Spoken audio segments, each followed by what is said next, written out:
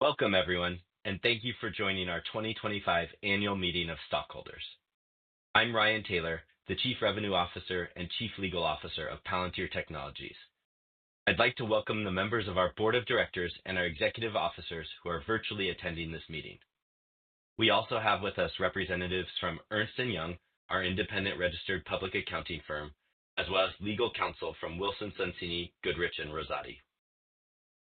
Stockholders are voting on the following matters. 1. Elect 7 directors. 2. Ratify the appointment of Ernst Young as the company's independent registered public accounting firm for the year ending December 31st, 2025. And 3. Transact any other business that may properly come before the meeting. We have appointed Jim Raitt to act as the Inspector of Election today. He has executed an oath of office to carry out his duties with strict impartiality and to the best of his ability, and he will examine and tabulate the proxies and ballots at this meeting. This annual meeting is being held in accordance with the company's bylaws and Delaware law. We will address the matters described in the company's proxy statement dated April 25th, 2025. An agenda for the meeting has been made available, which includes voting on the 2 proposals in our 2025 proxy statement and an announcement of preliminary voting results. Our Board of Directors has fixed the close of business on April 11th, 2025, as the record date for determining the stockholders entitled to vote at this meeting. I have an affidavit of distribution from Broadridge Financial Solutions confirming that the notice of internet availability related to this meeting was mailed to stockholders of record, determined as of the close of business on the record date, starting on April 25th, 2025. Mr. Raitt reports that a majority of the voting power of the shares of our capital stock issued and outstanding and entitled to vote as of the record date is present at the meeting either virtually or by proxy, which constitutes a quorum. Therefore, today's meeting is duly convened and open for business. We'll now proceed with the formal business of the meeting.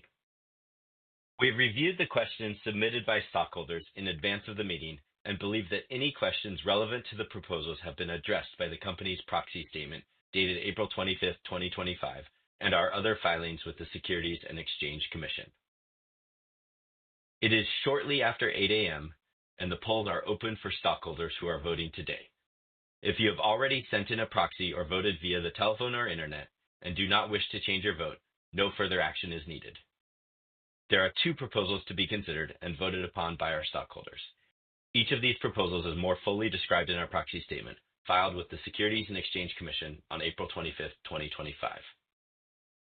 The first proposal is to elect 7 directors: Alexander Karp, Stephen Cohen, Peter Thiel, Alexander Moore, Alexandra Schiff, Lauren Friedman Statt, and Eric Warshing, to serve a 1-year term until our next annual meeting of stockholders and until their successors are duly elected and qualified. No other director nominees have been properly submitted pursuant to our bylaws or the rules of the Securities and Exchange Commission, so no other nominations are being considered. All of the director nominees are currently serving on our board, and our Board of Directors recommends a vote for all of the director nominees. The second proposal is to ratify the appointment of Ernst Young as our independent registered public accounting firm for our fiscal year ending December 31st, 2025.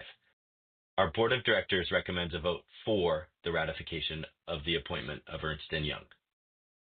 As previously mentioned, if you already submitted a proxy or voted via the telephone or internet and do not wish to change your vote, no further action is needed at this time. For everyone else, we will leave the polls open for another minute to allow anyone who chooses to vote electronically to cast their ballots so your vote can be counted by the Inspector of Election.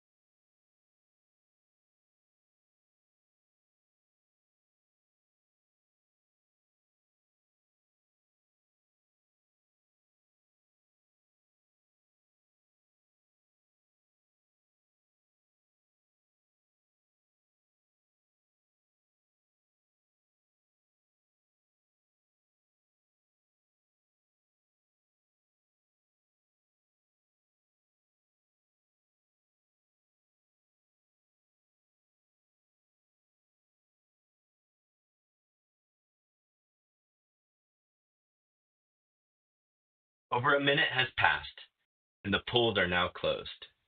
No additional ballots, proxies, or votes, and no changes or revocations will be accepted.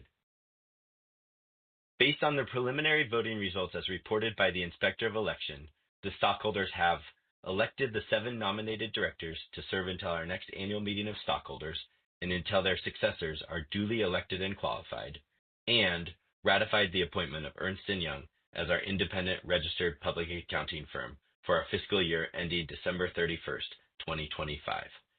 The final voting results will be set forth in a report of the Inspector of Election and will be included with the minutes of this meeting. We will also report the final voting results on a Form 8-K, which we will file with the Securities and Exchange Commission within 4 business days of today's date. This concludes our planned agenda today. As there is no other formal business before us, the annual meeting is adjourned. I'll now turn it over to Carrie Lee from our finance team to oversee a separate Q&A session. Thank you, Ryan.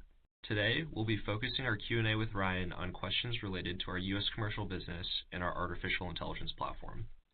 We look forward to engaging with stockholders on other topics in future earnings calls and via investor outreach events.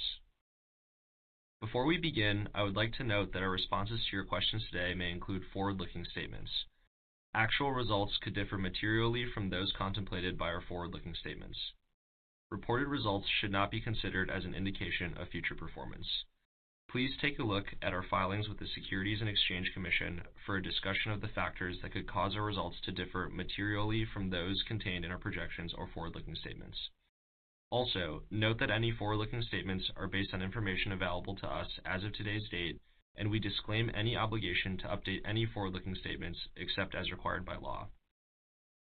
The first question is, were there any particular AIP use cases or industry verticals that you saw an uptick in last quarter?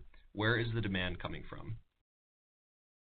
We continue to see unrelenting demand for AIP, really across a variety of industries. I feel it in the conversations I'm having with customers. Organizations that are coming to Palantir are those that want to adapt quickly, leverage advancing AI models in production, and be on the right side of the growing chasm of AI haves and have-nots.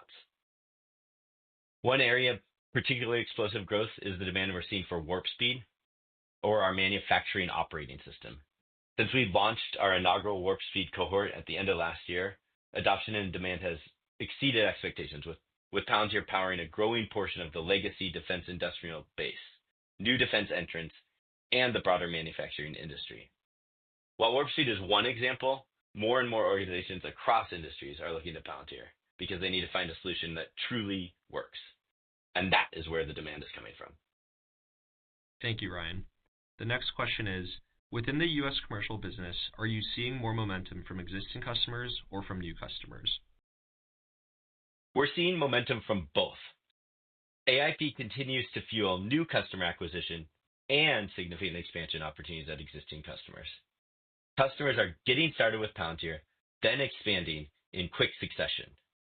On the new customer front, we're seeing very strong momentum in the deal cycle. For example, a large healthcare company did a boot camp with us, then 5 weeks later converted to a multi-year deal worth tens of millions of dollars. And then for our existing customers, we remain differentiated in our elite execution to deliver quantified exceptionalism, which is creating significant expansion momentum. AIG highlighted that they expect the end-to-end adoption of tech advancements leveraging Palantir will double their 5-year CAGR. The magnitude of that impact is impossible to ignore. We're seeing organizations expand to additional use cases and other areas of their business after witnessing the impact our software can have on their business. For example, an American telecom company became a customer a couple of years ago and recently signed a significant expansion deal. So growth really is coming from both existing customers and new customers as we continue to see unrelenting demand for AIP. Thank you, Ryan. This concludes our Q&A. Thank you for joining us today.